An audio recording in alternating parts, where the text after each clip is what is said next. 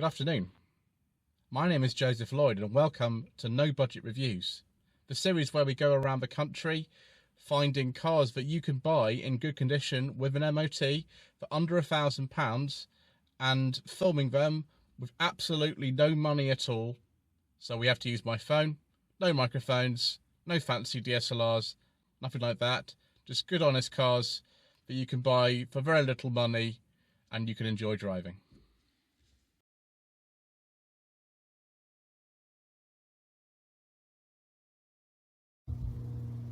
Well, good afternoon once again, viewers, and welcome to another episode of No Budget Reviews.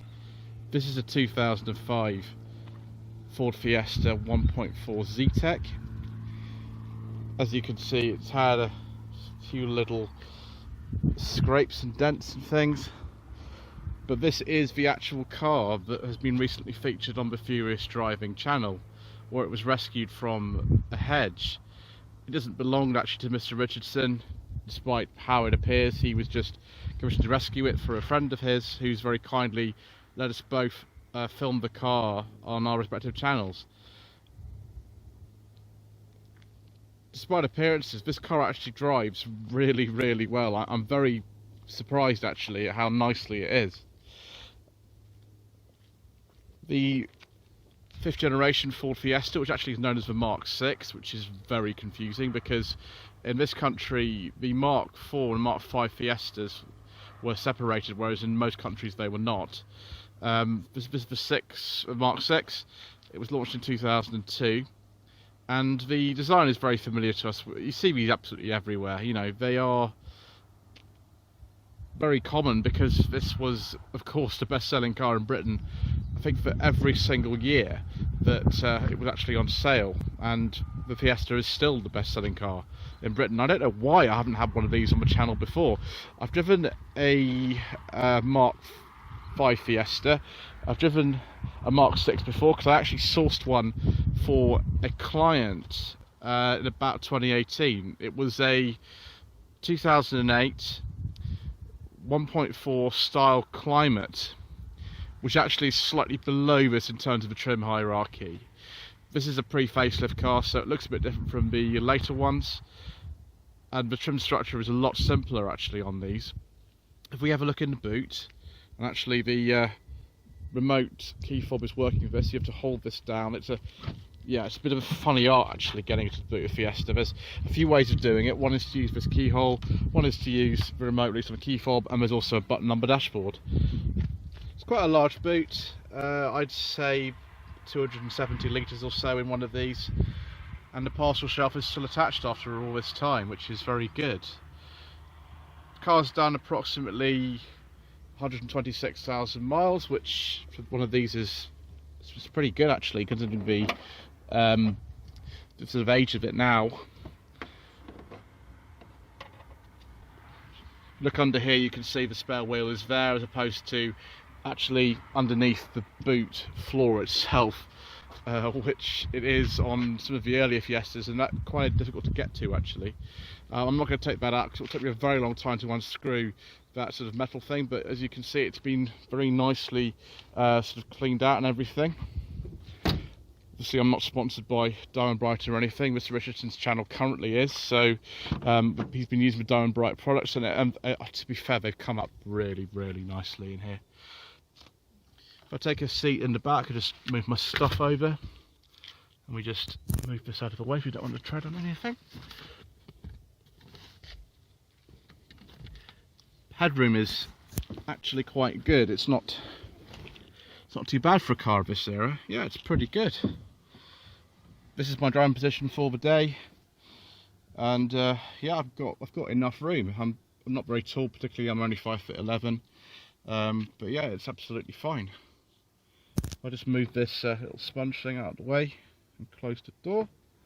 The panel in here is hard plastic, but it feels sort of fine. It feels really similar to something like the Mark 4 Volkswagen Polo that was launched the same year as this, and you know, I think they were principally both designed in Germany, so No Fiestas, of course, from this generation were made in Britain. That finished in 2002 with the Mark V, but they were made in all kinds of places: South America, India, Spain, I believe the majority of production for these was. And it feels really good. It feels quite well put together. I haven't got an armrest in the middle, but it actually is a surprisingly spacious car. If you want more space, of course, you can go for a Ford Fusion, which is basically one of these but slightly enlarged. I have sourced one of those for a client too. Let's get them in front.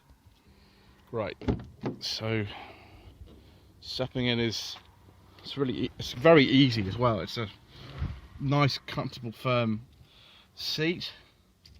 Controls are absolutely idiot-proof in this car. Air conditioning on the Zetec model. There would have been originally a Ford double din unit here, but they weren't the best, and you don't get things like Bluetooth or aux inputs on a pre-facelift car like this. So this stereo's got USB and an aux input, and also on this particular car I've got a heated front screen that was a Ford exclusive feature for many years. Instruments are quite interesting because there is no conventional temperature gauge or fuel gauge. They're actually digital in this car, and they're a little bit small. The post-facelift cars had a bit of a nicer dashboard which had soft touch materials on it. This one is a little bit hard. It's not bad in terms of design. It feels very kind of Volkswagen somehow. To me, it doesn't feel so Ford, but that's a really good thing. Again, very sort of the era. Just very hard wearing materials, a little bit of trim on here, which is good. And then the classic Ford electric mirror switch. This being a Zetec, we have electric mirrors in this car, and we have front electric windows. It's really all you need in a car like this. You can step up to a gear and get more stuff. I do like the gears. I would have a gear if it were me. But this is just everything that the average person's going to need in a car. Has light switches conveniently placed. The light switches here, again, very sort of Volkswagen-like. It does have a dimmable instrument panel, wipers on the right, indicators on the left, and standard front airbags in this car too, which is very good. I think this car did okay in contemporary safety tests, if that's something that you'd be concerned about. Right. The glove box is really big. There's all kinds of stuff in there, and then we can take a look under the bonnet. Considering this car was parked in a hedge for a number of months and it's been recently recommissioned by Mr. Richardson, it doesn't look too bad under here. Engine, of course, it's referred to as the Duratec or the Zetec S engine or the Sigma engine, depending on how you prefer to call it. I call it the Zetec S engine personally. 1.4 litres with 80 horsepower. This car's actually having some work done to it, and it's going to have a new cam cover gasket. That's one of the things that goes wrong with this. It's also got a timing belt of this particular engine. Not all the Sigma engines or Duratec or Zetec S's have timing belts, some of timing chains, so it's just worth bearing in mind the individual car you've got. But the intervals on these are actually quite long, so that's pretty good. These are actually really good engines. They're much better than the Kent unit, which this car was originally available with for the first sort of year or so, and the what's called the Zetec Rocam engine, which replaced it. Both those engines are very rare in a Fiesta Mark VI. The 1.25, 1.4 litre engines are very similar family, as is the 1.6 engine that was found in the gear. The 2 litre, which comes in the ST, but was only available post facelift, I believe. That's a 2 litre, and it's badged Duratec, as most Ford engines of the time were. They were petrol, but that is a slightly different engine family to this. But overall, if you avoid the Kent or Enduro E engine or the Zetec Rocam, the engines in this car are pretty good. Obviously, there were some diesels, but as you know, we don't talk about those things on this channel.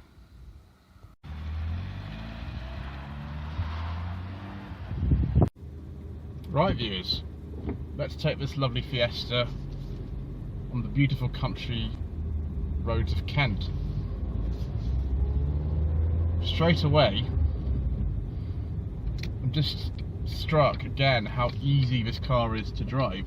The visibility is extremely good. You could get parking sensors on the Mark 6 Fiesta, and in fact the one that I sourced for a client in 2018 did have parking sensors on it.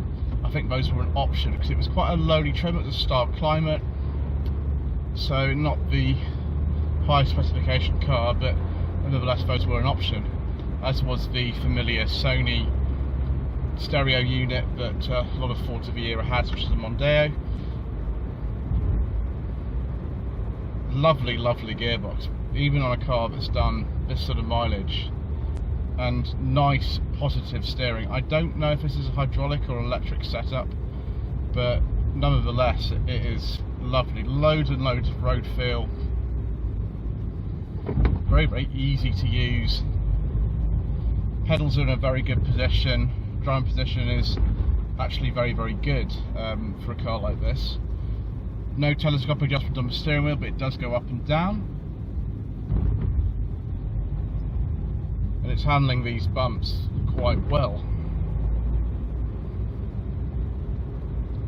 It's a nice, simple, easy little car to drive. You can see why people absolutely love them in the day, and they continue to love the Mark 8 Fiesta. So the engine's available in a Mark 6 Fiesta, where of course the famous Kent engine, or Endura E as the last iteration of it was called, that was only on the market for about a year. There aren't many of those left now, and you know, with just 60 horsepower it's not difficult to see why. That was replaced by what was called the Zetec Rocam engine, also known as the Duratec 8-valve engine, which developed 70 horsepower.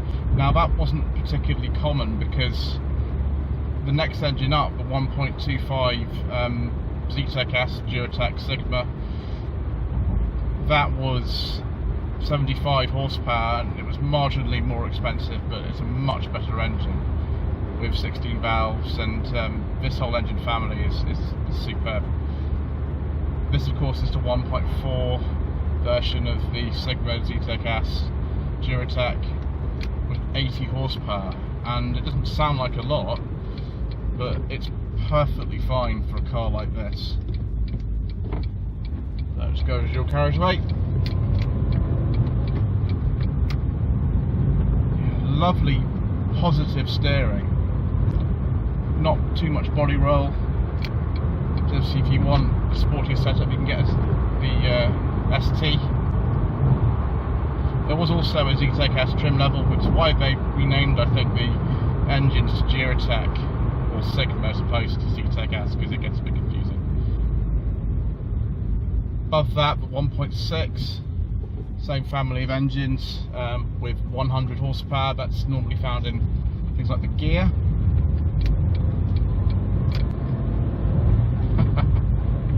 Oh, I like driving this car.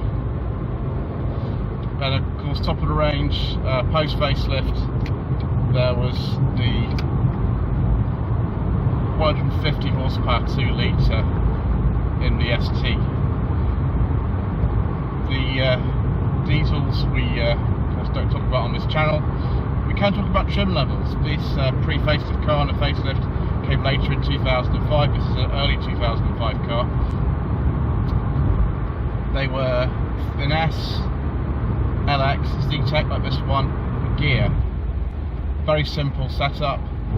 Gear was actually replaced by titanium on later Fiestas. Post facelift lineup is a lot more complicated. It's got things like studio style climate, Zetec climate, then the gear. We'll have a look at the full range of the post facelift ones in a little bit,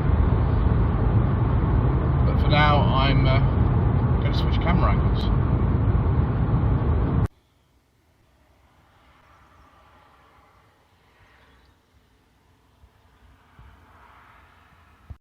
Now of course, there's been no budget reviews, the mount is in the way, and that's just the way it goes, viewers. I do apologise for that. I just remember the one which I sourced to my client, which was in central London. lady who owned that car had it from news, an elderly lady given up driving. The car had done 22,000 miles, so it was 10 years old, done 22,000 miles, and it was perfect. The gearbox in that was even better than this one. It was a 1.4 manual like this car, and I was just amazed at how it felt. It was a little zippy car, and the Mark 5 Fiestas have a sort of similar feel to this. I think the chassis engineering of that under one of those is a bit different. That dates originally back to the Mark 3, but heavily revised, of course.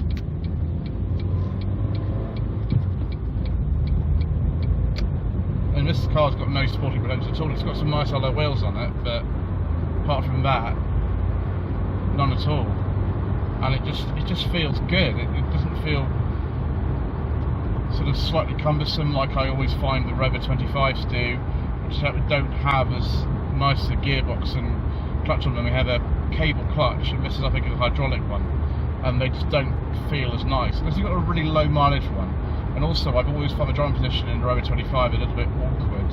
Same with the R3 200s, but this is really good. The Polo is similar to this, but it's not as sort of responsive as this in terms of the steering and handling. This is just a little bit better. Prices, of course, of these range from a couple of £100 all the way up to several thousand if you're looking at an ST. I would go for a gear, either a 1.4, 1.6 petrol gear, and you know, obviously make sure with one of these it's got some good service history. If it's got a cam butt, the cam butt's been replaced and it's not been written off or anything like that. But just for a little car to drive around in, to do local journeys, and also a bit of motorway work, this is pretty comfortable actually for a small car. It's going to be difficult to beat some of those. Honda Jazz that I reviewed on No Budget Reviews quite recently, it's another really good car, and probably the reliability of one of those is even better than the Fiesta. But in terms of driving experience, this is going to win, no doubt about it. This will win, hands down.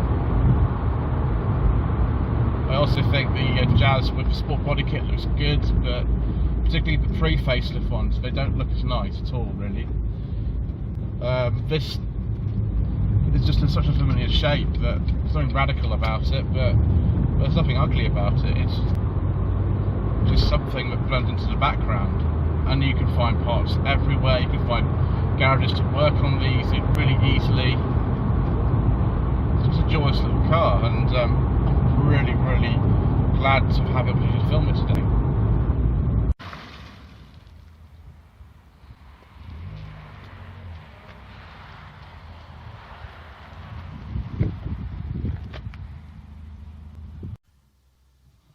Right, viewers, it's time to look at some Fiesta trim levels. We have actually covered all the engines and things that are available in this market anyway. The Fiesta Mark 6 had a much longer production life in other parts of the world than it did here. I believe they made it in some parts of the world till 2014. I know in Mexico it lasted till 2010. So this is the full list of trim levels available in a post-facelift Mark 6 Fiesta, and then we've got some special editions on the end as well. So we've got Studio, Style, Style Climate, Zetec, Zetec Climate, Zetec S. That's probably why they renamed the engine to Duratec and Sigma. ST, Gear, and then we've got the special editions, Black, Firefly, Flame, Freedom, Silver, and ST500. There are also a few based on the Zetec S, but they're not as much special editions as I thought they'd be actually.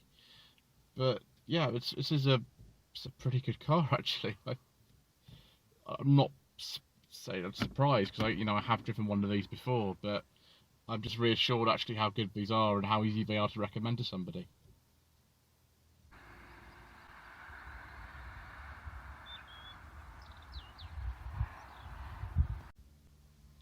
So there we go.